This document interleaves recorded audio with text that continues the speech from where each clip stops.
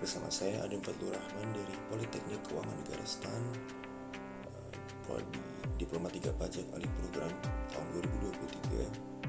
Di sini saya akan memberikan atau menyampaikan sebuah informasi pada teman-teman mengenai proses audit berbasis risiko dalam mata kuliah audit keuangan sektor komersial. Mari kita mulai. Jadi selama pembahasan kita ke depannya, kita menggunakan skema ini secara penuh. Dimulai dari yang ditandai dengan warna biru atau risk assessment, kemudian berlanjut ke tahap yang berwarna merah atau risk response, dan yang terakhir itu kita masuk ke bagian reporting. Nanti kita akan bahas secara komprehensif dan lengkap dalam suatu bahasan tersendiri pada beberapa menit ke depan. Pertama-tama, marilah kita mulai dari konsep dasar audit.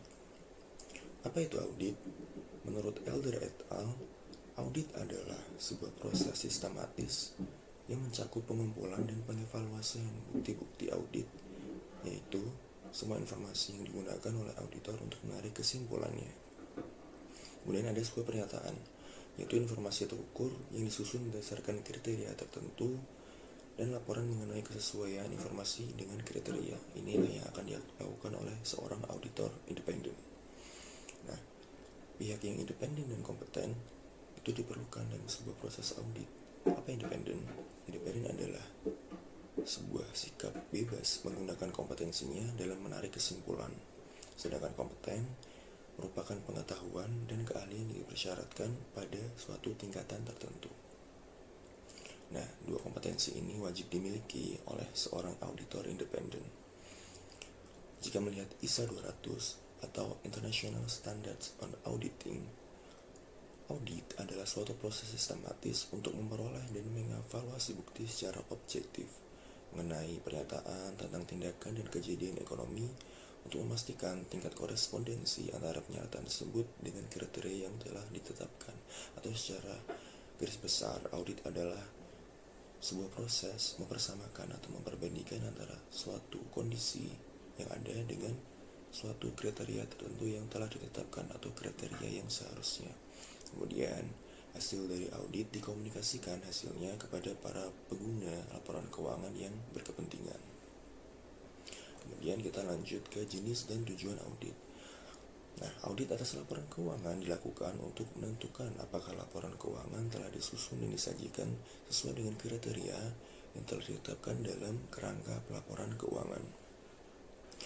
Jika dikaitkan dengan pengertian tadi, maka ada 6 poin yang penting, yaitu yang pertama adalah proses sistematis, yang kedua dilakukan oleh pihak yang independen dan kompeten atau auditor, yang ketiga melibatkan pengumpulan dan pengevaluasian, yang keempat membutuhkan bukti audit, yang kelima membutuhkan pernyataan dari manajemen atau asersi, dan yang terakhir adalah laporan dari auditor itu sendiri berupa opini atas kewajaran laporan keuangan secara keseluruhan.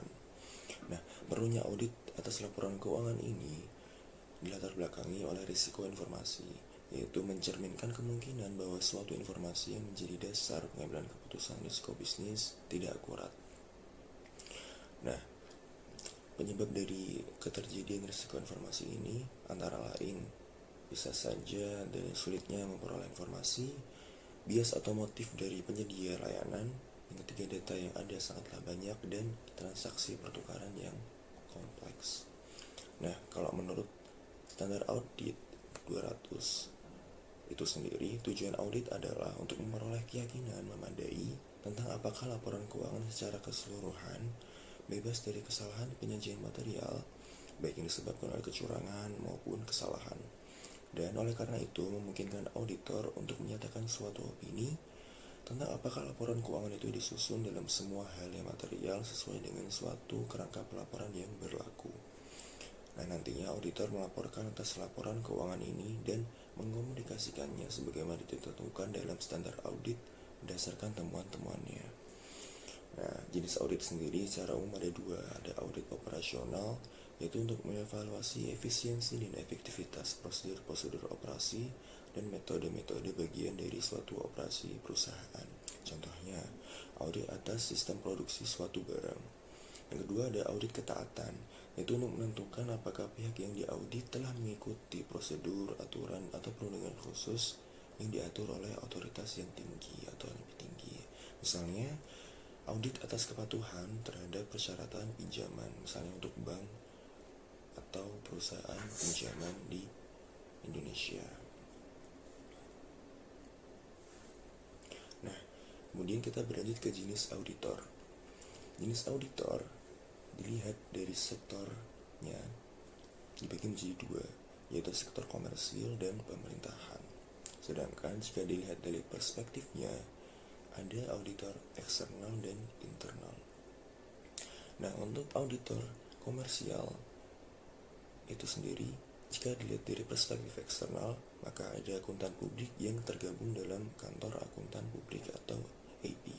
Kemudian jika dari sisi internal, maka ada unit audit internal atau UAI atau sistem satuan pengawasan internal atau SPI dari suatu perusahaan.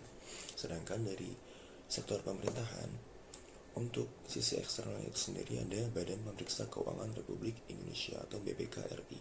Sedangkan kalau dari perspektif internal, itu ada aparat pengawasan intern pemerintah atau APIP. Nah, lanjut, kita akan membahas terkait jasa asuransi dan non-asuransi. Nah, jasa asuransi itu apa? Jasa asuransi merupakan layanan profesional independen yang bertujuan untuk meningkatkan kualitas informasi bagi para pengambil keputusan. Biasanya jasa ini dilakukan oleh CPA atau Certified Public Accountant atau kantor akuntan publik, atau ahli profesional akuntansi lainnya. Dalam jasa asuransi ini ada sebuah layanan yang dinamakan layanan atestasi atau attestation services, merupakan salah satu jenis layanan asuransi di mana KAP mengeluarkan sebuah laporan tentang suatu hal atau pernyataan yang dibuat oleh pihak lain. Biasanya ini mencakup terkait audit laporan keuangan. Nah, kalau tidak berkaitan dengan jasa atestasi lain, maka masuk ke jasa asuransi lainnya. Di sini KAP tidak diwajibkan untuk mengeluarkan laporan yang tertulis. Nah, kemudian kita lanjut ke jasa yang non asuransi. Di sini merupakan layanan yang disediakan oleh kantor akuntan publik, namun di luar lingkup dari jasa asuransi. Perbedaan utamanya, jasa asuransi itu melibatkan peningkatan kualitas informasi untuk para pengambil keputusan dengan adanya keterlibatan auditor yang memberikan kepastian, sedangkan untuk jasa non asuransi sendiri, hal ini tidak ada atau tidak dilakukan. Kemudian kita akan membahas terkait hubungan antara pengambilan atau pengumpulan bukti dengan asuransi yang diperoleh. Nah, jadi semakin tinggi jumlah bukti yang dikumpulkan, maka semakin tinggi pula jumlah asuransi atau kualitas asuransi yang akan diperoleh dalam suatu audit. Nah, hal ini melibatkan 3 komponen. Yang pertama adalah review. Review adalah keterlibatan dalam sebuah layanan untuk memungkinkan akuntan memberikan keyakinan yang terbatas bahwa laporan keuangan itu sesuai dengan standar akuntansi yang berlaku. Nah, bukti yang digunakan dalam layanan ini itu biasanya adalah pernyataan dari manajemen atau asersi dan prosedur analitis. Kedua adalah compilation. Dalam hal ini, akuntan menerapkan keahlian akuntansi dan pelaporan keuangannya untuk membantu manajemen dalam penyusunan laporan keuangan. Nah, yang ketiga adalah preparation service. Di sini KAP disewa oleh perusahaan atau kliennya untuk menyusun atau membantu penyusunan laporan keuangan. Dalam hal ini, KAP tidak memberikan jaminan apapun terkait laporan keuangan. Nah, perbedaan utama dari ketiga hal tadi, untuk review, yaitu menghasilkan suatu keyakinan terbatas. Untuk compilation, tidak memberikan asuransi, hanya membantu penyusunan laporan keuangan. Yang terakhir tadi, preparation service, hanya membantu dalam penyusunan laporan tanpa memberikan asuransi atau laporan resmi. Nah, kemudian kita lanjut ke engagement atau keterlibatan. Ada 2 dalam sistem audit. Yang pertama adalah attestation engagement, yaitu untuk menyediakan opini, kesimpulan atau temuan kepada pengguna berkaitan dengan informasi yang berkaitan dengan keandalan informasi dan asersi atau dalam laporan keuangannya lah. Kemudian ada AUP. Apa itu AUP? Itu Agreed Upon Procedures Engagement, atau keterlibatan prosedur yang disepakati. Nah, di sini kondisi ini terjadi ketika auditor dan manajemen menggunakan pihak ketiga untuk menyetujui bahwa keterlibatan audit akan terbatas pada suatu prosedur tertentu yang telah disepakati. Keterlibatan ini tidak memberikan jaminan atas laporan keuangan, melainkan hanya melaksanakan atau menemukan prosedur tertentu yang diminta pihak terkait dan melaporkannya tanpa hasil atau tanpa interpretasi lebih lanjut dari auditor. Yang terakhir, kita akan membahas laporan audit.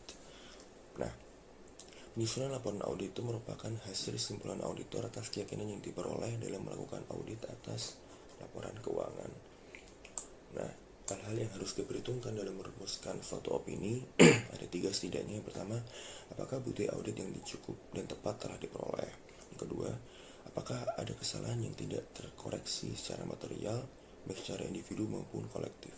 Yang ketiga, apakah laporan keuangan telah disusun dalam semua hal yang material sesuai dengan kerangka laporan yang telah diterapkan. Nantinya, hasil dari perumusan ini akan menyimpulkan sebuah opini atas laporan keuangan. Nah, untuk opini itu secara umum ada 2, ada tanpa modifikasian. Yang kedua adalah modifikasian sesuai SA 705. Nah, dalam opini ini ada 4 setidaknya opini yang akan dihasilkan. Yang pertama adalah wajar dengan pengecualian, yaitu terdapat kesalahan penyajian material tapi tidak pervasif atau tidak secara manajerial. Yang kedua, tidak wajar atau terdapat kesalahan penyajian material dan pervasif. Yang ketiga adalah tidak menyatakan pendapat, yang terjadi ketika auditor tidak mendapat atau tidak dapat memperoleh bukti audit yang cukup dan tepat yang mendasari suatu opini. Yang kedua, adanya ketidakpastian substansial dan kemungkinan dampaknya terhadap laporan keuangan. Nah, jadi tanpa modifikasi itu adalah wajar tanpa pengecualian atau WTP. Kalau modifikasian itu dibagi menjadi 3 yang sudah saya jelaskan tadi. Nah, kemudian dari opini yang dikeluarkan oleh auditor ada beberapa paragraf tambahan yang bisa disebutkan. Misalnya yang pertama adalah hal audit utama atau key audit matters yang diatur dalam SA 701. Di sini hal-hal yang menurut pertimbangan profesional auditor merupakan hal yang paling signifikan dalam audit laporan keuangan suatu periode, itu disebutkan di sini. Kedua, menurut SA 706 ada emphasis of matters atau penekanan suatu hal. Di sini paragraf itu mengacu pada suatu hal yang telah diperoleh, disajikan atau diungkapkan dalam laporan keuangan, misalnya catatan mengenai penyajian laporan keuangan atau pengungkapan isu going concern. Kemudian di SA ini juga diatur mengenai other matters atau hal lain. Nah, di sini paragraf yang mengacu pada suatu hal selain yang telah disajikan atau diungkapkan dalam laporan keuangan. Nah, kemudian yang terakhir ada informasi tambahan yang diatur dalam SA 720. Nah, di sini diterbitkan oleh suatu perusahaan selain laporan keuangan, atau biasanya perusahaan mengiringi laporan keuangannya dengan laporan tahunan. Nah, itulah yang kita bisa bahas dari konsep dasar audit. Mari kita berlanjut ke bahasan berikutnya. Nah, sekarang kita akan membahas terkait perencanaan audit. Perencanaan audit laporan keuangan itu diatur dalam SA 300. Di sini diatur tanggung jawab auditor untuk merencanakan audit atas laporan keuangan. Perencanaan suatu audit itu melibatkan penetapan strategi audit secara keseluruhan untuk perikatan tersebut dan pengembangan rencana audit nantinya. Perencanaan ini dilakukan setidaknya untuk 3 tujuan. Yang pertama adalah untuk memperoleh bukti yang audit yang cukup dan tepat. Yang kedua, untuk mencapai efisiensi dan efektivitas audit. Yang terakhir adalah menghindari kesalahpahaman dengan klien yang ada. Nah, langkah-langkah perencanaan itu dibagi menjadi 4 tahap. Yang pertama adalah penerimaan klien atau calon klien. Nah, langkah yang harus dilakukan di sini adalah yang pertama melakukan evaluasi latar belakang audit. Yang kedua, menentukan apakah auditor mampu untuk memenuhi kode etik. Yang ketiga, auditor menentukan apakah diperlukan adanya bantuan profesi lain atau bantuan expert. Yang keempat, auditor menyiapkan proposal kepada calon kliennya. Dan yang terakhir, apabila disepakati maka dibuatlah suatu surat perikatan audit. Nah, langkah yang kedua adalah pemahaman atas bisnis dan lingkungan dari klien itu sendiri. Yang harus dipahami menurut SA 315, yang pertama adalah industri, peraturan, dan faktor eksternal lain. Yang kedua adalah sifat bisnis dari entitas. Yang ketiga adalah pemilihan dan penerapan kebijakan akuntansi. Yang keempat adalah tujuan dan strategi bisnis. Dan yang keempat, pengukuran dan penelaahan atas kinerja keuangan dari entitas itu sendiri. Nah, langkah yang ketiga, kemudian auditor itu melakukan pelaksanaan prosedur analitis. Di sini, prosedur analitis adalah evaluasi informasi keuangan melalui studi hubungan yang masuk akal antara data keuangan dan non-keuangan. Nah, di sini auditor membandingkan jumlah yang tercatat dengan ekspektasi yang dikembangkan oleh auditor atau dengan materialitas dia sendiri. Nah, di sini auditor dibantu untuk mengidentifikasi transaksi atau posisi yang tidak biasa. Nah, prosedur ini itu diperlukan dalam fase perencanaan, pengujian, penyelesaian. Nah, kemudian tahap atau langkah yang terakhir adalah penetapan materialitas. Menurut SA 320, materialitas dalam tahap perencanaan dan pelaksanaan audit. Di sini SA tidak mendefinisikan secara khusus tentang materialitas. Nah, dalam bukunya dengan audit, materialitas itu dijelaskan sebagai kesalahan penyajian termasuk penghilangan yang dianggap material bila kesalahan penyajian dilakukan secara individu maupun agregat. Nah, materialitas ini diperkirakan dapat mempengaruhi keputusan ekonomi yang diambil berdasarkan laporan keuangan tersebut. Pertimbangan tentang materialitas dibuat dengan mempertimbangkan berbagai kondisi yang melingkupinya dan dipengaruhi oleh yang pertama ukuran kesalahan, yang kedua sifat kesalahan, atau kombinasi dari keduanya.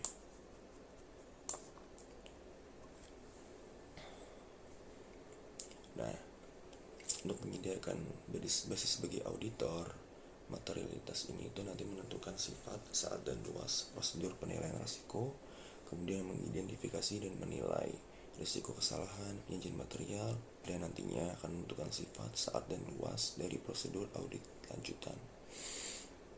Nah, nanti materialitas ini akan kita bahas lebih dalam bahasan berikut. Kemudian kita berlanjut ke ujung paling pertama dari skema ini, yaitu inherent risk. Dalam membahas inherent risk, kita harus secara umum mengetahui tentang model dari risiko audit itu sendiri. Nah, komponen risiko dalam audit itu dibagi menjadi 3. Yang pertama adalah inherent risk atau risiko bawaan, yaitu ukuran penilaian auditor terhadap kemungkinan adanya salah saji material dalam saldo akun sebelum mempertimbangkan efektivitas pengendalian internal. Yang kedua adalah control risk atau risiko pengendalian. Di sini risiko yang merupakan efek dari salah saji yang dapat terjadi dalam saldo akun atau kelas transaksi dan yang dapat bersifat material yang tidak dicegah atau terdeteksi dan diperbaiki secara tepat waktu oleh sistem pengendalian internal. Yang terakhir adalah detection risk. Di sini merupakan risiko bahwa prosedur substantif auditor tidak akan mendeteksi salah saji yang ada dalam saldo akun yang bersifat material. Nah, model risiko audit itu secara rumus adalah PDR sama dengan AAR dibagi IR dikali CR. Atau dalam rumus ini ada 4 risiko yang setidaknya terlibat. Yang pertama adalah PDR atau Plain Detection Risk, yang terdiri atas AAR atau Acceptable Audit Risk dan dibagi Inherent Risk dikali Control Risk. Nah, kita akan membahas secara detail terkait Inherent Risk ini. Jika melihat dari gambar yang ada di layar kita, dari keran-keran ini, di pipa paling awal adalah Inherent Risk. Inherent Risk itu apa? Inherent Risk adalah risiko bawaan. Di sini auditor melakukan sebuah upaya untuk memprediksi di mana salah saja yang kemungkinan besar atau kecil terjadi dalam laporan keuangan. Nah, nanti auditor akan mempertimbangkan dalam penilaian inherent risk ini termasuk yang pertama sifat bisnis klien, hasil audit sebelumnya, keterlibatan awal yang dibandingkan nantinya dengan keterlibatan berulang dan pihak-pihak yang berrelasi. Setidaknya ada 3 faktor yang mempengaruhi risiko inherent ini. Yang pertama adalah sifat bisnis klien yang tadi saya sebutkan atau nature of client business. Ini berkaitan dengan praktik industrinya, transaksi tidak rutin, maupun komposisi populasi dari struktur data yang unik yang dapat meningkatkan risiko dari inherensi ini sendiri. Yang kedua adalah audit experience atau pengalaman audit dari auditor itu sendiri. Ini memperlibatkan adanya keterlibatan awal dan berulang. Semakin lama auditor atau semakin sering auditor melakukan sebuah audit, maka teman-teman yang dia temukan bisa lebih banyak dan lebih berkualitas secara audit itu sendiri. Yang ketiga adalah culture atau budaya.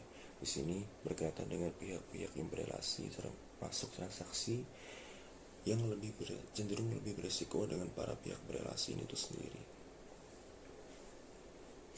Nah, di sini ada dua faktor kalau terkait fraud itu sendiri. Yang pertama adalah laporan keuangan yang curang, dan yang kedua adalah penyalahgunaan dari aset. Nah, kita berlanjut ke bahasan peta resiko.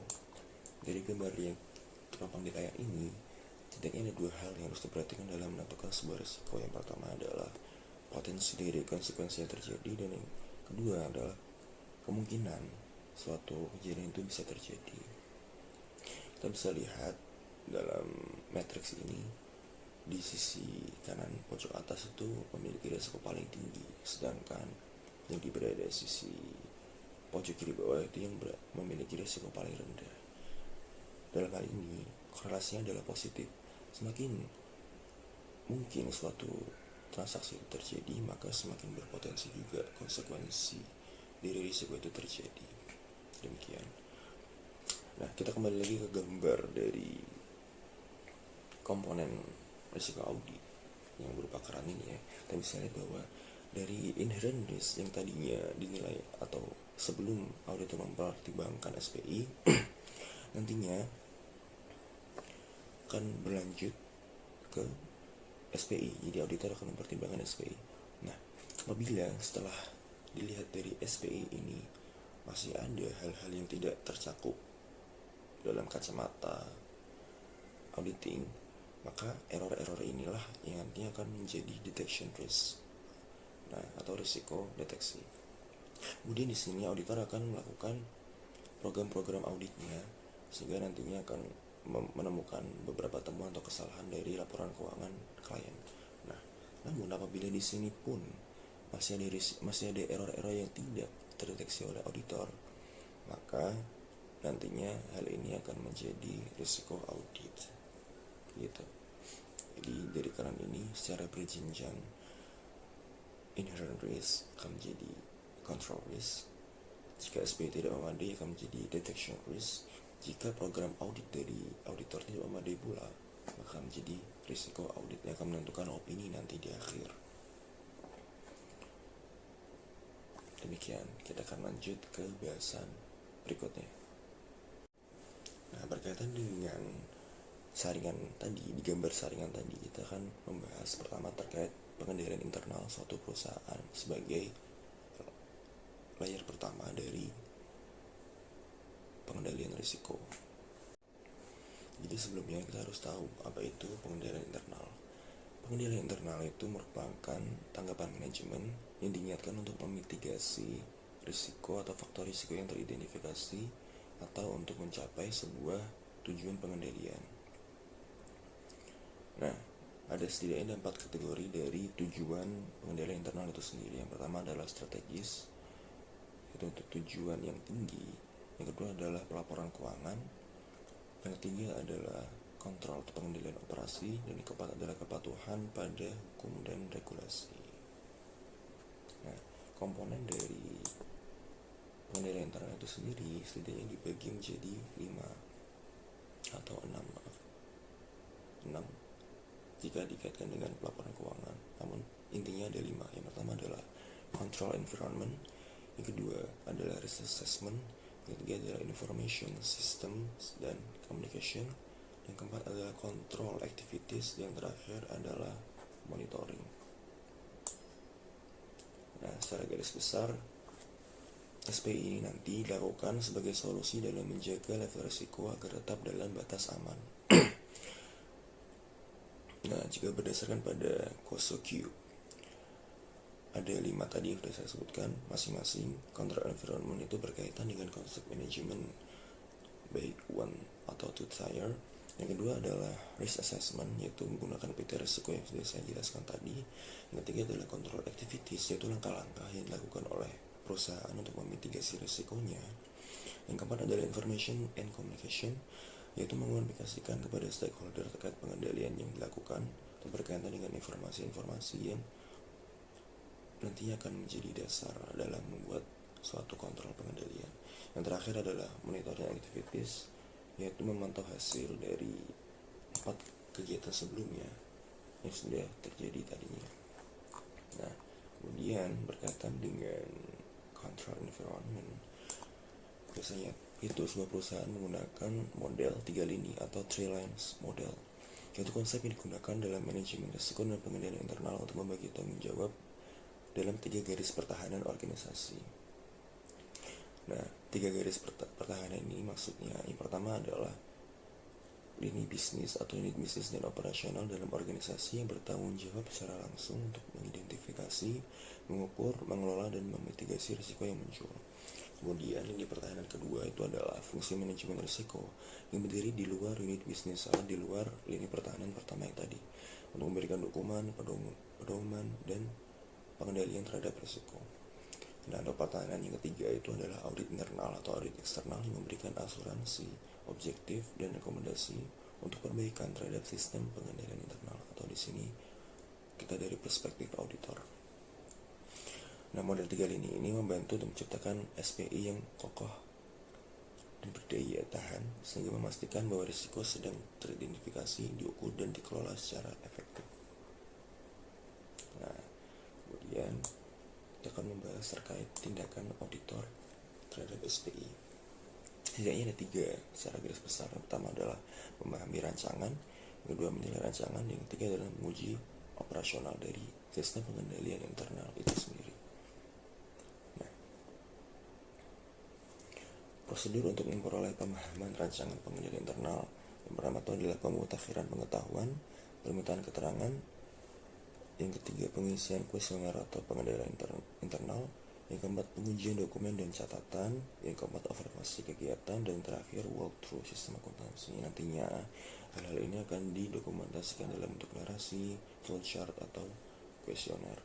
Kemudian penilaian atas efektivitas rancangan pengendalian internal ini akan diuji atas operasional nantinya, sehingga bisa terlihat bagaimana efektivitas dari sistem pengendalian internal ini. Yang terakhir kita akan membahas terkait pelaporan kelemahan sistem pengendalian internal. Jadi ada 2 setidaknya yang harus dilakukan. Jika kelemahan signifikan dari pengendalian internal itu terdeteksi, maka dilaporkan secara tertulis kepada komite audit.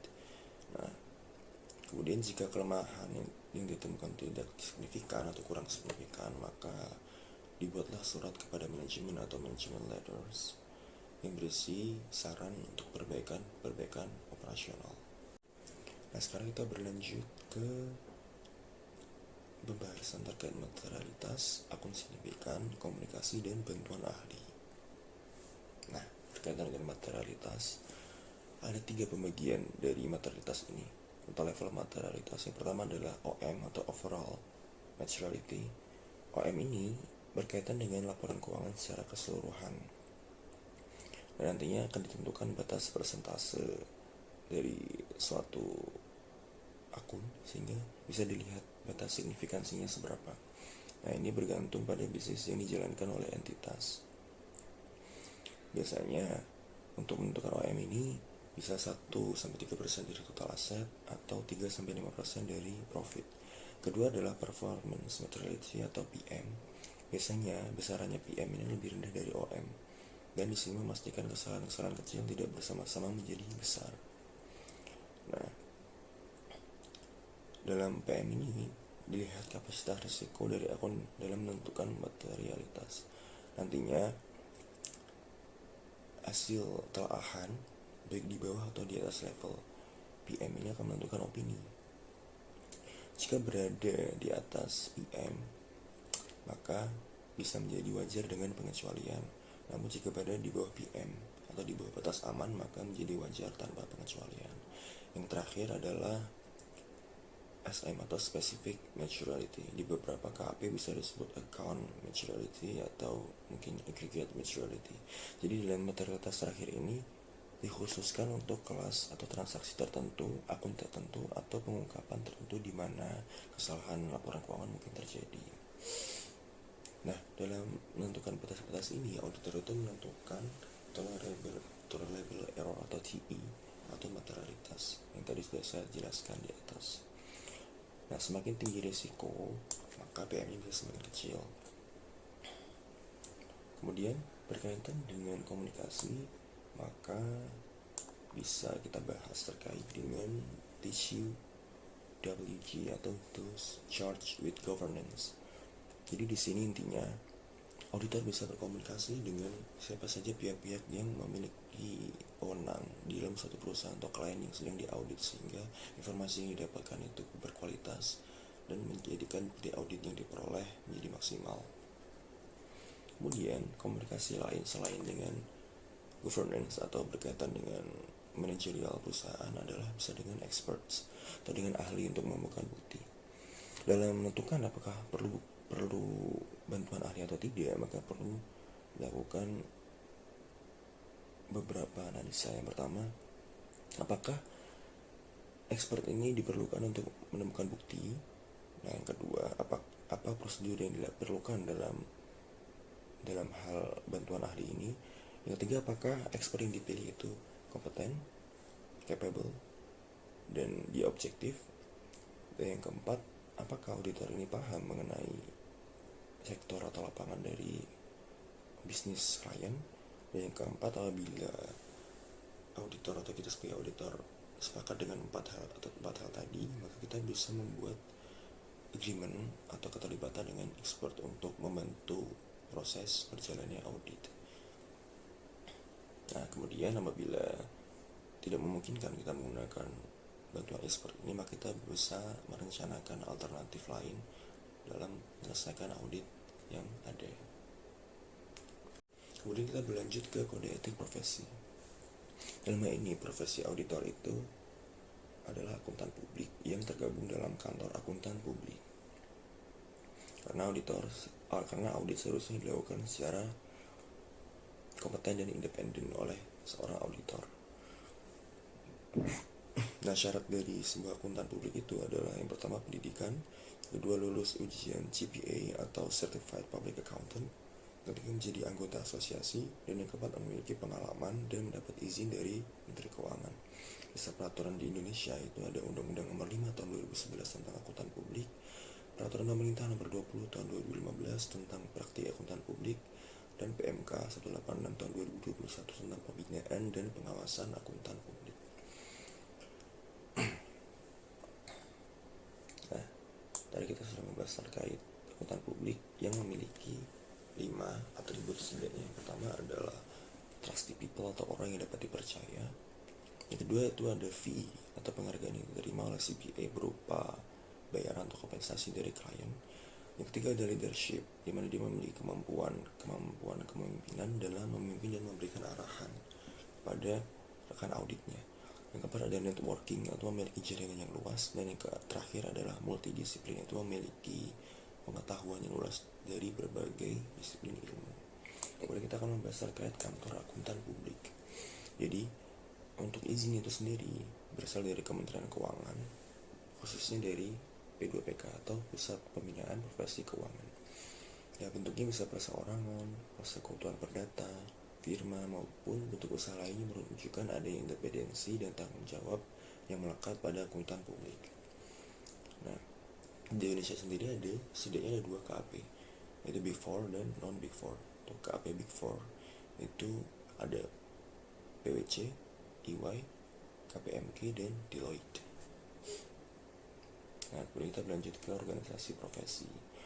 Untuk akuntan publik itu sendiri tergabung dalam IAPI atau Institut Akuntan Publik Indonesia. IAPI ini sendiri berkewenangan untuk melaksanakan ujian profesi akuntan publik. Yang kedua, penyusunan dan penetapan standar profesional dan etika akuntan publik atau biasa yang kita sebut sebagai SPAP. Yang ketiga adalah menyelenggarakan program pendidikan berkelanjutan, dan yang terakhir melakukan review mutu atas akuntan publik. Keanggotaan itu sendiri ada beberapa kategori, yaitu anggota biasa, anggota madya, anggota muda, anggota pemula, anggota umum, dan anggota kehormatan. Nah, kita akan membahas terkait kode etik profesi. Yang harus ditekankan di sini adalah KEPAP, yaitu kode etik akuntan publik, yang diperlukan karena masyarakat telah menaruh kepercayaan kepada profesi, sehingga seorang profesional harus bertingkah laku pada tingkat yang lebih tinggi dibanding anggota masyarakat lain-lainnya.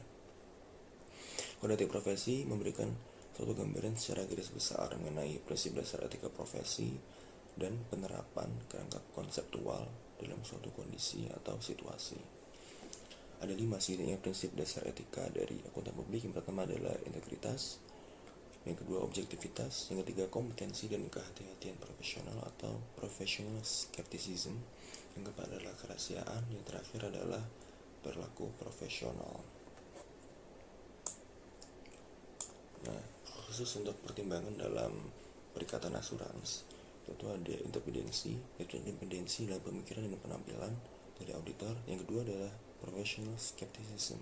Di sini anggota yang berpraktik melayani publik disyaratkan untuk menerapkan professional skepticism ketika merencanakan untuk melakukan perikatan audit, review, maupun asurans lainnya. Apa itu skepticism profesional? Itu suatu penilaian kritik dengan pikiran yang selalu mempertanyakan tentang validitas bukti-bukti yang diperoleh dan waspada terhadap bukti yang kontradiktif, kehadiran dokumen atau representasi yang diberikan pihak yang bertanggung jawab. Nah, ancaman terkait kepatuhan kode etik itu sendiri setidaknya ada 4.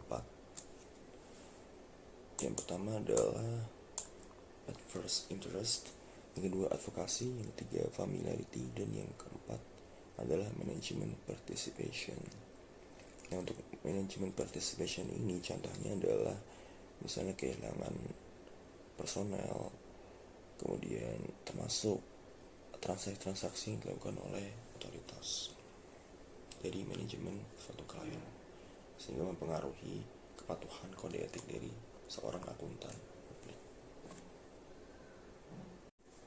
Kemudian dalam membahas standar audit, pertama kita harus membahas standar profesional. Standar profesional atau struktur standar profesional akuntan publik itu diatur dengan adanya standar pengendalian mutu atau SPM. Nanti kita bahas. Nah, ada beberapa standar yang terjadi dalam perikatan asuransi atau profesionalitas atau profesionalisme dari akuntan publik. Pertama adalah SA atau standar audit, yang kedua adalah standar perikatan review atau SPR, yang ketiga adalah standar perikatan asuransi atau SPA. Yang berkaitan dengan SPM tadi, SPM itu sendiri adalah suatu penetapan yang harus dilakukan oleh KAP untuk menghasilkan beberapa unsur. Yang pertama adalah tanggung jawab kepemimpinan KAP atas mutu, yang kedua ketentuan etika profesi yang berlaku, yang ketiga penerimaan dan keberlanjutan hubungan dengan klien dengan perikatan tertentu, yang keempat itu ada sumber daya manusia, yang kelima pelaksanaan perikatan, yang terakhir adalah pemantauan. Nantinya unsur SPM ini akan menjadi kebijakan, prosedur maupun formulir atau dokumentasi yang harus dilakukan oleh akuntan publik. SPM itu sendiri ada beberapa hal. Yang pertama ada SJT atau standar jasa terkait, ada SJI atau standar jasa investigasi, ada SJK atau standar jasa konsultansi, dan yang terakhir ada SJL atau standar jasa lainnya. Nah, sekarang kita akan membahas terkait kemungkinan kesalahan atau what can go wrong dalam suatu proses bisnis perusahaan. Nah, terkait dengan kemungkinan kesalahan, kita bisa pertama tuh melihat dari laporan keuangan yang tidak handal. Di sini sumber dari risikonya itu bisa dari faktor industri eksternal, nature dari entitas itu sendiri, yang ketiga kebijakan akuntansi, lalu ada tujuan atau objektif dari perusahaan, yang terakhir adalah fraud. Nah, langkah mitigasinya adalah pervasive control dan proses, itu adalah dari sisi manajerial, yang kedua adalah kontrol dari IT, dan yang ketiga adalah kontrol dari transaksi. Nah, kemudian kemungkinan kesalahan yang kedua adalah kesalahan saji dalam penyiapan laporan keuangan. Sumbernya bisa berasal dari estimasi akuntansi, provisions, kebijakan akuntansi, bahkan transaksi yang tidak rutin. Nah, langkah pengendalian mitigasinya adalah dengan pervasive control, lagi-lagi sama dengan yang tadi, sama dengan apa yang dilakukan untuk laporan keuangan yang tidak handal. Yang terakhir adalah transaksi yang tidak akurat. Sumbernya itu bisa berasal dari identifikasi atau catatan dari transaksi yang diotorisasi, kemudian ada transaksi atau klasifikasi transaksi, kemudian ada perkiraan, dan kemudian ada penjagaan aset. Nah, kemudian kita bisa melihat dari gambar yang ada di layar, ini adalah hubungan antara inherent risk dan pengendaliannya. Jadi dibagi menjadi dua, ada pervasive dan transaksional. Sudah saya jelaskan tadi. Pervasive itu sendiri adalah dari sisi manajerialnya, dari sisi governance maupun leadership dan manajemen. Sedangkan untuk transaksional itu lebih ke sisi teknis, yaitu ada sistem informasi, kemudian berkaitan dengan proses pendapatan, proses pembelian, proses penggajian, dan proses-proses lainnya yang berkaitan dengan transaksi perusahaan. Nah, nantinya hal ini akan berkaitan dengan risiko pengendalian yang dilakukan dalam hal memitigasi kemungkinan kesalahan yang terjadi. Nah, selain itu yang bisa terjadi juga antara lain adalah berkaitan dengan pendapatan, yaitu ada penagihan, berkaitan dengan pembelian itu ada pembayaran, berkaitan dengan penggajian itu adalah human resource atau sumber daya manusianya, dan untuk proses lain itu mungkin bisa berkaitan dengan transaksi yang spesifik. Nah,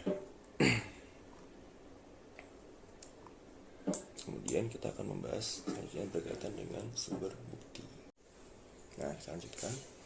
Jadi, langkah pertama dari risk assessment itu sebenarnya adalah mengumpulkan informasi terkait dengan perusahaan atau bukti yang ada. Informasi ini menyediakan kerangka yang penting sebagai referensi untuk mengidentifikasi dan menilai faktor penyebab dari risiko itu sendiri. Nah, setidaknya ada beberapa sumber dari bukti itu. Yang pertama adalah berkaitan dengan sumber internal. Sumber internal dari sisi informasi keuangan itu bisa dari laporan keuangan biasanya, kemudian ada dari pajak dan juga kebijakan akuntansi. Kemudian dari sisi informasi non keuangan itu bisa berasal dari strategi perusahaan, struktur organisasi, atau mungkin kinerja dan SOP perusahaan itu sendiri. Nah, dari sumber eksternal, dari sisi keuangan itu sendiri bisa berasal dari internet, dari sisi competitive information atau dari peer industri dari perusahaan itu sendiri, kemudian bisa berasal dari agensi pemerintah atau dari media yang terkait.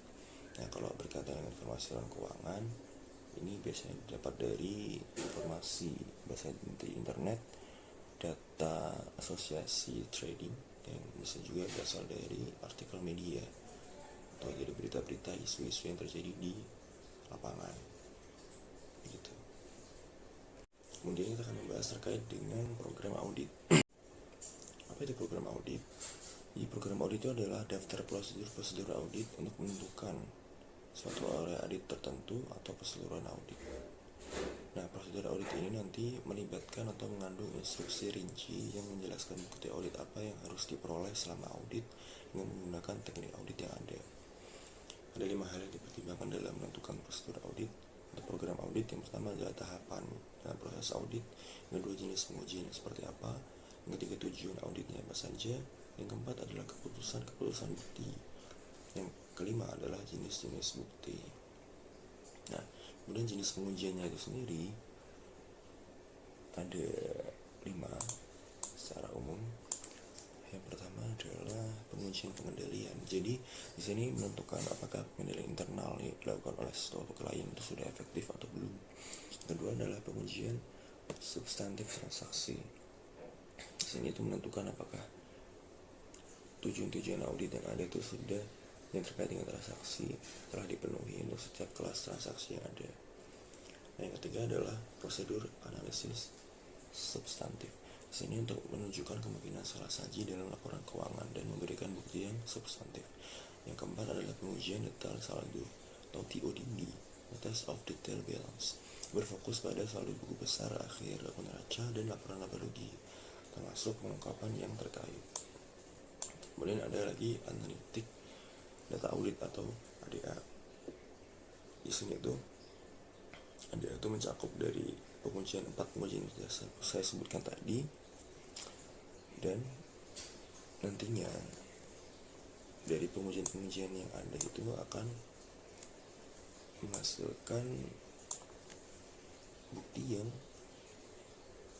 sufficient dan appropriate atau cukup dan tepat.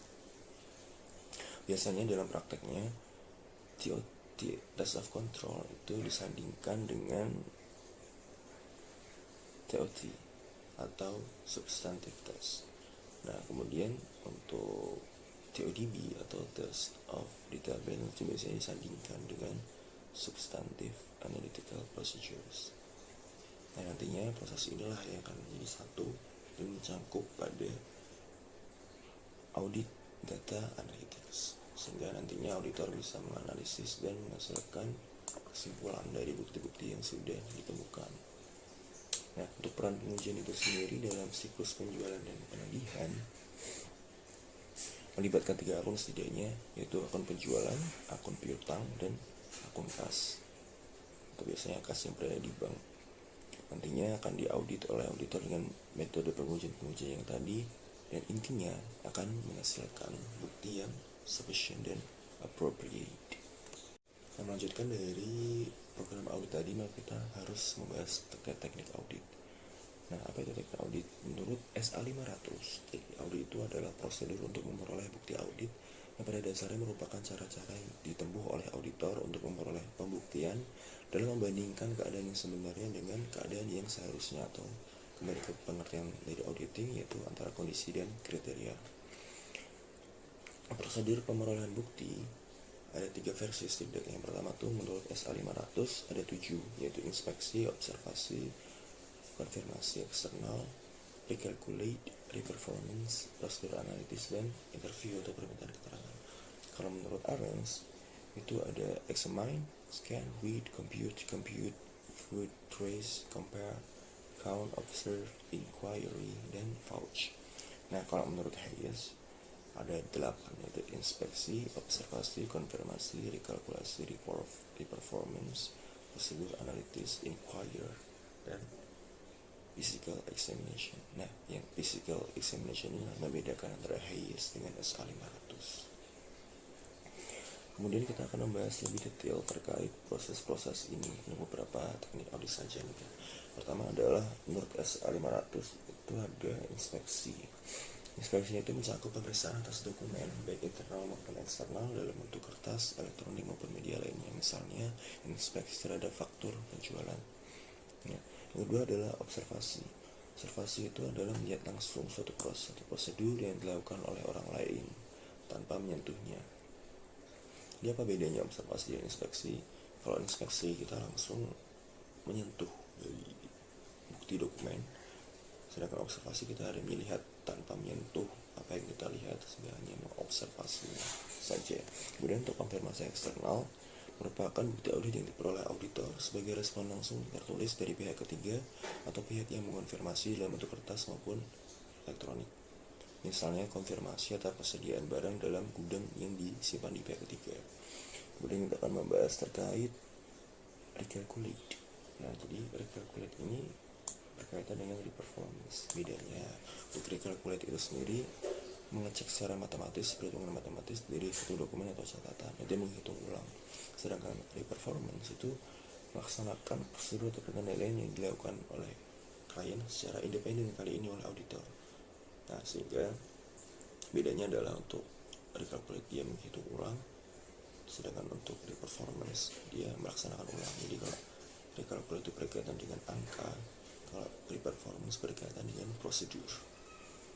Kemudian untuk prosedur analitis itu merupakan telaah dari hubungan yang dapat diterima antara data keuangan dengan non keuangan. Misalnya contohnya itu adalah penjualan obat flu pada saat pergantian musim. Dan terakhir adalah permintaan keterangan atau inquire, itu pencarian informasi atas orang yang memiliki pengetahuan baik keuangan maupun non keuangan di dalam maupun di luar kita. Misalnya wawancara terkait prosedur pelayanan dari suatu penjualan. Nah, kalau untuk versi ARENS itu sendiri yang belum kita sebutkan tadi ada scanning, yaitu menguji secara sepintas mengenai data yang menarik perhatian atau jumlah besar data yang ada.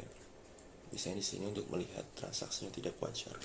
Kemudian yang kedua ada read, yaitu membaca, mempelajari informasi tertulis untuk menemukan fakta yang diperlukan dalam audit. Misalnya ini membahas minutes of meeting atau notulen rapat antara komisaris dan direksi, sehingga bisa dilihat tuh mesti biasanya disebutkan akun signifikan atau yang material, atau untuk mendapatkan informasi terkait dengan keputusan direksi, misalnya untuk pembelian aset atau untuk investasi dan lain-lain. Kemudian ada inquire yang saya sebutkan, ini sama dengan permintaan keterangan. Intinya adalah interview untuk memperoleh keterangan secara verbal dari narasumber. Dan ada juga tracing, yaitu menelusuri transaksi-transaksi yang ada sehingga memperoleh bukti yang objektif. Nah, misalnya bisa ditelusuri soal transaksi dari dokumen awal hingga ke ikhtisar catatan akhirnya. Nah, kemudian untuk HIAS ini sendiri, saya kan sama ya antara HIAS dan SRM, cuman bedanya adalah di physical examination. Di sini adalah tahap untuk melakukan pemeriksaan fisik, misalnya untuk memeriksa jumlah barang, kondisi barang, kadaluarsanya atau turnover-nya. Nah, demikian terkait teknik audit. Nah, sekarang kita akan membahas terkait macam uji dalam audit laporan keuangan. Nah, jadi dalam audit program itu ada dua tes atau dua pengujian. Yang pertama adalah control test. Di sini itu untuk memantau, mencatat dan membukukan pengendalian yang dilakukan oleh SPI atau sistem pengendalian internal. Di sini dilihat apakah sistem yang ada itu berjalan dan sesuai dengan tujuan seharusnya. Jika control test tidak berjalan, maka disinilah substantive test ditingkatkan agar menjadi lebih relevan. Apa itu substantive test? Substantive test adalah tes yang dilakukan untuk menguji kewajaran asersi manajemen. Setidaknya ada 3. Pertama adalah AT atau analytical test. Itu untuk menganalisa bukti keuangan yang ada, bisa dilakukan lebih dari 3 kali mungkin untuk mendeteksi kesalahan yang ada. Yang kedua adalah test of transaction atau TOT. Itu memastikan bahwa transaksinya itu benar-benar terjadi. Dan kemudian ada TODB atau test of data balance, atau memastikan kebenaran dari setiap akun yang ada. Nah, apabila kita melihat dari skema yang terpampang di layar, dari rumus yang sudah saya jelaskan di bab inheritance tadi, ada yang namanya PDR atau Planned Detection List. Itu mencakup dari substantive analytical procedures dan TODB. Dan ada juga dari sisi sebelah kiri ada acceptable auditors, dan juga ada inheritance dan control risk. Nah, di sini melibatkan test of control, substantive test atau TOT, dan substantive test of transaction ini juga berpengaruh ke plan detection risk. Nantinya semua hal ini akan menghasilkan hasil akhir bukti yang sufficient dan appropriate. Jadi intinya adalah semua jenis uji yang dilakukan dalam audit ini dilakukan secara strategis dan juga melihat bukti-bukti yang ada untuk menemukan hasil akhir bukti yang bisa digunakan yang cukup dan tepat. Kemudian kita akan membahas terkait dengan asersi manajemen. Nah, berkaitan dengan asersi manajemen, jadi audit itu dimulai dari laporan keuangan yang disajikan oleh manajemen atau menyatakan bahwa manajemen itu membuat angka-angka tersebut, ini yang disebut dengan asersi. Jika melihat SA 315, asersi adalah representasi manajemen baik secara eksplisit maupun cara lain yang terkandung dalam laporan keuangan yang digunakan oleh auditor untuk mempertimbangkan berbagai jenis kesalahan penyajian potensial yang mungkin terjadi. Nah, untuk penerapan dari asersi manajemen itu sendiri, misalnya dalam suatu buku besar piutang, di saldo akhir itu terdapat saldo akun sekian. Nah, saldo akhir ini merupakan hasil dari transaksi-transaksi yang terjadi sebelumnya. Nah, dalam asersi manajemen ini terdapat 2 setidaknya, yaitu yang tertulis atau yang dilaporkan oleh manajemen dan yang implisit atau yang tidak tertulis. Nah, saldo akhir tadi merupakan hal yang tertulis angkanya. Nah, dari saldo tersebut kita bisa melihat terkait asersi yang tidak tertulisnya, atau biasanya disingkat dengan zero FAB atau CFAB, Singkatannya adalah completeness, existence, right and obligation, valuation and allocation, dan presentation and disclosure. Misalnya kita kembali ke kasus buku besar bilang tadi, maka dari saldo akhir sekian tadi bisa dilihat terkait saldo akunnya, ada eksistensinya tidak, ada hak dan kewajiban tidak, ada kelengkapan tidak, dan penilaian dan alokasinya. Kemudian dari transaksi-transaksi historis yang terjadi sebelum saldo akhir tadi bisa dilihat terkait keterjadiannya, kelengkapannya, akurasinya, dan juga bisa batas serta klasifikasinya. Nantinya dari hal-hal ini bisa dilihat bagaimana asersi manajemen itu secara material mempengaruhi opini dari auditor atau tidak. Nah, sekarang kita berlanjut ke tahapan atas audit laporan keuangan. Nah, kita bisa melihat pada skema yang terpampang di layar.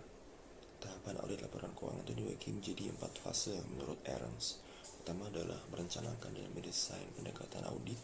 Kedua adalah melaksanakan uji dan kontrol atau uji test of control dan substantive test of transaction. Jadi ada control test dan substantive test yang saya jelaskan sebelumnya. Dan fase 3 adalah melaksanakan prosedur analitik dan test of detail balance atau TODB. Yang terakhir adalah melengkapi audit dan melaporkan laporan audit. Nah, kalau menurut Hayes itu sama, ada 4 fase namun ada perbedaan. Yang pertama adalah fase pertama adalah client acceptance atau menerima klien. Kedua adalah merencanakan audit.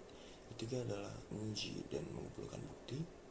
Yang terakhir adalah mengevaluasi dan melaporkan hasil audit.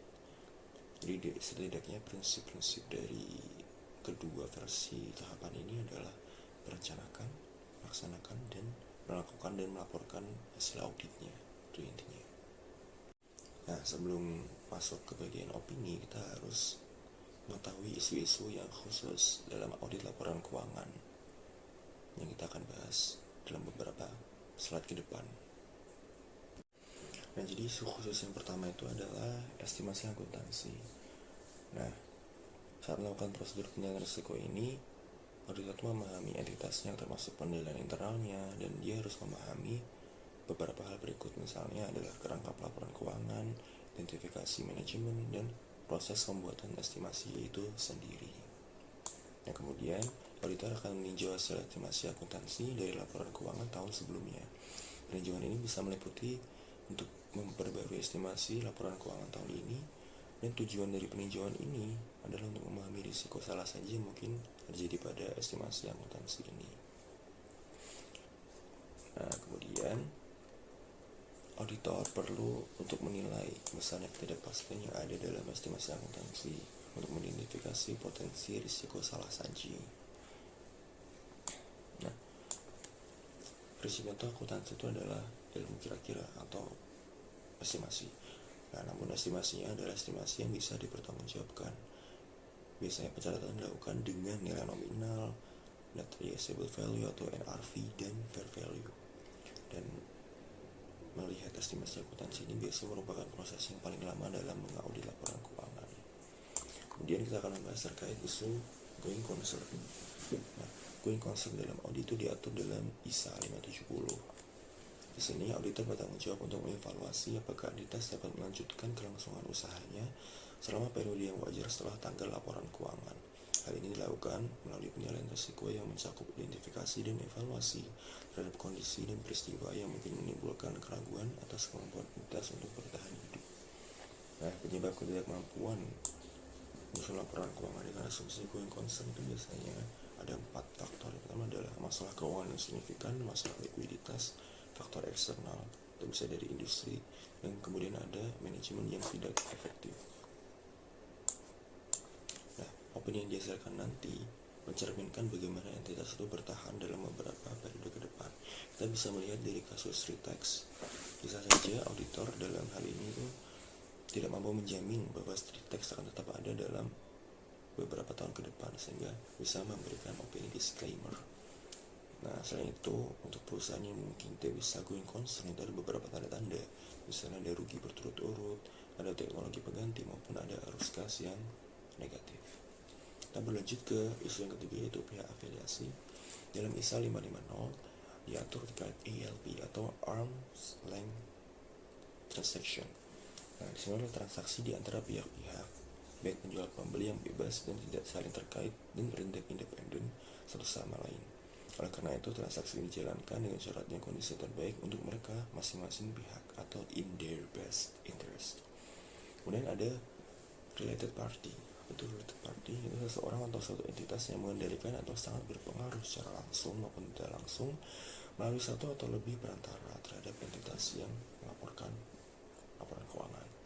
Nah, untuk menilai risiko dari pihak afiliasi ini, pertama adalah identifikasi siapa pihak-pihak yang berrelasi, apakah ada perubahan mengenai siapa pihak yang berrelasi sejak audit yang sebelumnya.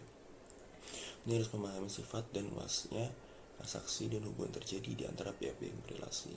Kemudian melihat potensi terjadinya kecurangan. Yang keempat, senantiasa waspada terhadap kemungkinan adanya transaksi dan hubungan di antara pihak-pihak yang berrelasi. Yang terakhir, melihat kemungkinan ada atau tidaknya risiko yang signifikan. Terakhir, kita akan membahas terkait subsequent events. Nah, apa itu? Itu peristiwa setelah tanggal laporan yang terjadi sebelum laporan audit diterbitkan.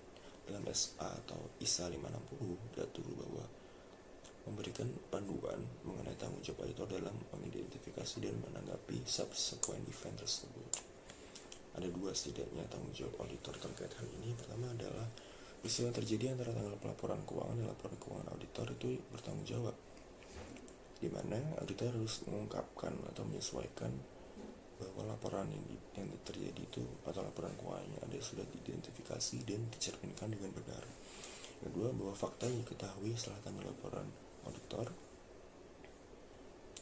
itu sudah dinilai dampaknya. Jika fakta tersebut material, maka auditor mungkin bisa memperbarui laporannya atau meminta manajemen memperbaiki laporan keuangan melalui adjustment yang akan dijelaskan di kesempatan nanti. Nah, terkait subsequent event ini sendiri, nantinya biasanya audit itu bisa dilakukan sebelum tutup buku akuntansi atau audit interim namanya. Di sini bisa memperkirakan sisa periode yang mungkin belum diaudit dan mungkin jika selaras antara audit interim dengan audit yang sebenarnya tidak perlu dilakukan audit ulang. Gitu. Sekarang kita akan membahas terkait bukti audit. Apa itu bukti audit? Bukti audit menurut SA 500 merupakan informasi yang digunakan oleh auditor dalam menarik kesimpulan sebagai basis opininya. Bukti audit itu mencakup baik informasi yang terkandung dalam catatan akuntansi yang mendasari laporan keuangan maupun informasi lainnya. Nah, konsekuensi dari simpulan salah akibat bukti audit itu pengguna laporan akan membuat keputusan yang salah dan auditor bisa dituntut. Bukti audit itu penting sebagai dasar untuk menarik kesimpulan atas pelaksanaan audit, kemudian bisa menjadi bagian program audit, kemudian sebagai bahan pembelaan apabila di kemudian hari terjadi peristiwa hukum yang memerlukan pembuktian, dan sebagai dasar evaluasi bagi auditor itu sendiri. Nah, keputusan bukti audit itu melihat prosedur audit apa yang akan digunakan dan rincian instruksi yang spesifik untuk memperoleh bukti selama penugasan. Kemudian ada lagi terkait penetapan besarnya ukuran sampel. Nah, untuk ukuran sampel diuji berdasarkan karakteristik, misalnya luas pemeriksaan, usia pengendalian, ataupun keyakinan auditor. Kemudian penetapan sampel yang dipilih untuk melihat transaksi mana saja yang akan diuji selama audit. Kemudian waktu pengujian biasanya itu 1-3 bulan setelah akhir tahun. Kemudian ada bukti yang persuasif yang sudah dijelaskan tadi, sufficient dan appropriate. Yang pertama adalah kecukupan atau sufficiency, melihat ukuran kuantitas bukti audit, ukuran sampel yang dipilih yang mewakili populasi. Nah, di dalam hal ini jika SPI efektif, maka sampel itu bisa lebih sedikit. Kemudian ada ketepatan atau appropriateness. Dan di sini ukuran tentang kualitas bukti audit, bukti yang relevan dan reliable dalam memenuhi tujuan audit. Apa itu relevan? Relevan itu adalah bukti ditelusuri sampai dokumen sumber terkait. Apa itu reliable? Reliable adalah bukti dipercaya dan dapat diandalkan memenuhi ciri-ciri bukti yang andal. Nah, kita akan mengetahui ciri-ciri bukti yang andal itu ada 6. Yang pertama adalah sumber buktinya independen. Nah, kemudian ada efektivitas penilaian internal yang sudah efektif. Kemudian ada pengetahuan dari auditor yang lebih dipercaya, misalnya dari hasil observasi, dari cek fisik maupun rekalkulasi. Kemudian bisa melihat kualifikasi dari sumber informasi, misalnya dari tenaga ahli atau expert. Kemudian ada tingkat objektivitas. Bukti objektif dari misalnya konfirmasi bank maupun penghitungan fisik itu lebih dipercaya dibandingkan dengan wawancara internal. Dan yang terakhir adalah ketepatan waktu, yaitu bukti yang didapat menjelang akhir periode dibandingkan 3 bulan sebelumnya itu biasanya tidak lebih handal dibandingkan dengan bukti dari neraca. Bukti persuasif hanya dapat dievaluasi setelah mempertimbangkan kecukupan dan ketepatannya. Nah, kemudian kita akan melihat terkait apa hubungan antara bukti persuasif dengan biaya. Dalam membuat keputusan, pengumpulan bukti audit harus mempertimbangkan tingkat keyakinan yang ingin diperoleh dan biaya yang akan dikeluarkan. Tujuannya agar memperoleh kecukupan dan keadilan bukti sekaligus efisiensi, yaitu memperoleh biaya yang lebih atau paling rendah. Jenis bukti audit sendiri itu berkaitan dengan teknik audit yang diambil. Tadi misalnya ada pemeriksaan fisik, konfirmasi, inspeksi, prosedur analitis, dan seterusnya. Nah, sekarang kita akan masuk ke bagian yang mungkin paling terakhir dari rangkaian skema audit ini, yaitu adalah menyimpulkan opini. Nah, terkait dengan penyimpulan opini, pertama harus tahu terkait acceptable audit risk atau risiko audit yang dapat diterima, karena ini berkaitan dengan bagaimana auditor menentukan atau menyimpulkan opini. Auditor harus memutuskan tingkat risiko audit yang dapat diterima dalam suatu audit. Audit pertama-tama menentukan risiko keterlibatan atau engagement risk, dan kemudian menggunakan risiko tersebut untuk memodifikasi risiko audit yang dapat diterima atau acceptable audit risk. Apa itu engagement risk atau risiko keterlibatan? Yaitu risiko bahwa auditor atau kantor audit akan mengalami kerugian setelah audit selesai meskipun laporan audit yang dikeluarkan sudah benar. Jadi intinya AR ini untuk memitigasi adanya engagement risk yang bisa mencoreng nama baik dari KAP itu sendiri. Nah, jadi acceptable audit risk itu berkaitan dengan tingkat ketergantungan pengguna eksternal pada laporan keuangan dan kemungkinan klien mengalami kesulitan keuangan setelah laporan diterbitkan, serta penilaian auditor terhadap integritas manajemen. Nah, metode yang digunakan oleh para praktisi untuk menentukan AR ini setidaknya ada 3. Pertama adalah bagaimana pemilihan laporan keuangan itu bergantung pada laporan keuangan yang dihasilkan. Metode yang digunakan bisa meneliti laporan keuangan termasuk catatan kaki atau CALK, kemudian bisa membaca minutes of meeting atau hasil rapat dari direksi dan komisaris untuk menentukan rencana masa depan, kemudian bisa membaca laporan dari analis keuangan yang dipublikasikan secara umum oleh perusahaan, kemudian bisa mendiskusikan rencana keuangan dengan manajemen. Kemudian yang kedua itu berkaitan dengan kesulitan keuangan. Itu bisa dilakukan dengan cara menganalisa laporan keuangan untuk kesulitan keuangan menggunakan rasio atau prosedur analitis lainnya. Kemudian bisa meneliti cash flow yang mungkin akan terjadi atau projected dan yang historis atau yang sebelumnya dari laporan keuangan untuk melihat bagaimana tren dari arus kas itu sendiri ke depannya. Kemudian terakhir adalah integritas manajemen, yaitu bisa mengikuti prosedur yang dibahas berkaitan dengan client acceptance dan continuance. Intinya berkaitan dengan apakah suatu auditor itu bisa menerima untuk mengaudit suatu klien atau tidak. Nah, terkait dengan perencanaan audit awal, sebenarnya itu melibatkan 4 hal yang harus dilakukan lebih awal untuk memitigasi risiko-risiko yang bisa mencoreng nama baik auditor tadi. Nah, pertama itu auditor memutuskan apakah akan menerima klien baru atau melanjutkan untuk melayani klien-klien yang lama yang sudah dia pernah audit sebelumnya. Kemudian auditor itu mengidentifikasi mengapa klien itu butuh atau ingin diaudit. Kemudian untuk menghindari kesalahpahaman, auditor mengumpulkan pemahaman dengan klien mengenai kesepakatan yang akan dilakukan. Kemudian auditor harus mengembangkan strategi umumnya dalam audit, termasuk engagement staffing dan mungkin spesialis atau expert lain yang dibutuhkan selama audit yang akan dilakukan. Kemudian kita akan membahas terkait adjustment atau audit adjustment. Jadi selama audit berlangsung atau setelah audit berlangsung lebih tepatnya, bisa terjadi dua jenis adjustment, yaitu CAJ dan PAJ. Apa itu CAJ? CAJ adalah Client Adjustment Journal Entry. Sini jurnal penyesuaian diusulkan oleh auditee atau klien untuk memperbaiki kesalahan atau koreksi perkiraan dalam laporan keuangan sebelum audit. Jadi sebelum audit dilaksanakan, klien sudah mengajukan jurnal penyesuaian untuk memperbaiki laporan keuangannya. Kemudian ada lagi PAJ atau Proposed Adjusting Journal Entry. Itu jurnal penyesuaian yang diusulkan oleh auditor karena ketemuan ketidaksesuaian atau kesalahan dalam laporan keuangan yang nantinya diusulkan untuk diperbaiki. Bedanya dengan CAJ, kalau PAJ ini adalah adjustment yang diusulkan oleh auditor setelah audit dilaksanakan. Nah, kemudian apabila kita kembali ke skema yang ada tadi, kita bisa menyimpulkan opini-opini yang ada. Nah, kita bisa melihat nih di layar kita ada skema yang sudah kita bahas secara lengkap dari awal tadi hingga sekarang. Dan sekarang kita bisa fokus ke bagian setelah bukti dan bukti yang sufficient dan appropriate. Apabila bukti yang ada itu tidak cukup atau tidak tepat, nah inilah yang akan menjadi audit risk, sehingga auditor lebih aman untuk menyimpulkan disclaimer atau tidak menyatakan pendapat karena ketidakcukupan dari bukti yang ada.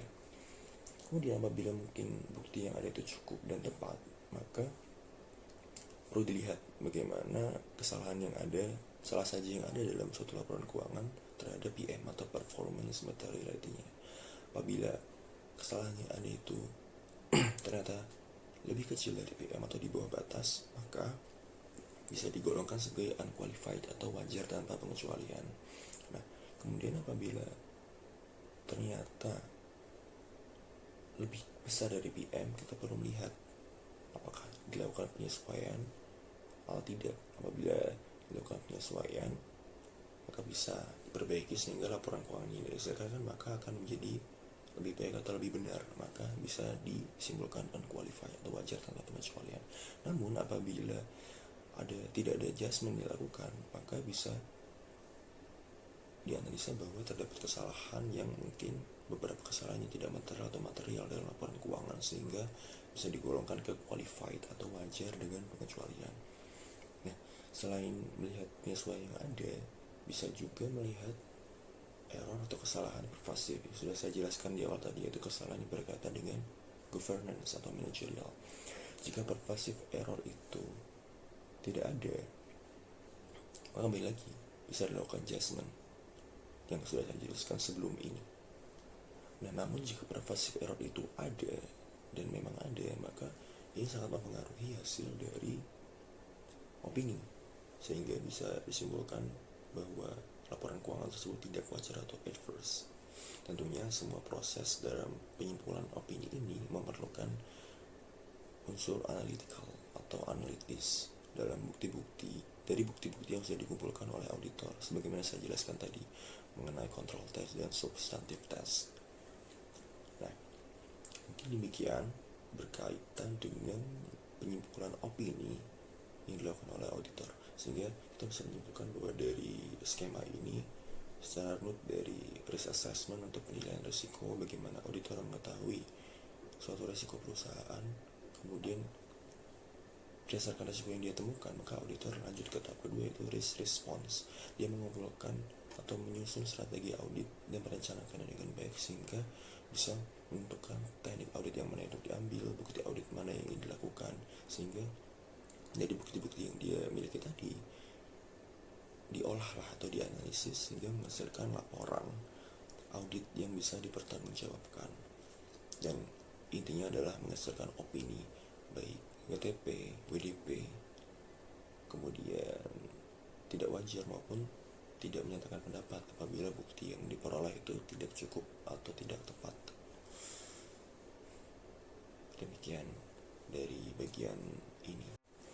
Mungkin demikian yang bisa saya jelaskan dalam sesi pemaparan materi audit berbasis risiko ini. Terima kasih. kasih atas perhatian teman-teman dan juga atensi yang diberikan. Semoga ilmu yang saya bagikan ini bisa bermanfaat dan juga berguna dalam pemahaman teman-teman terkait dengan proses audit berbasis risiko. Terima kasih. Saya Adon Fatlur Rahman dari Politeknik Keuangan Negara STAN, Diploma 3 Pajak Alih Perempuan 2020.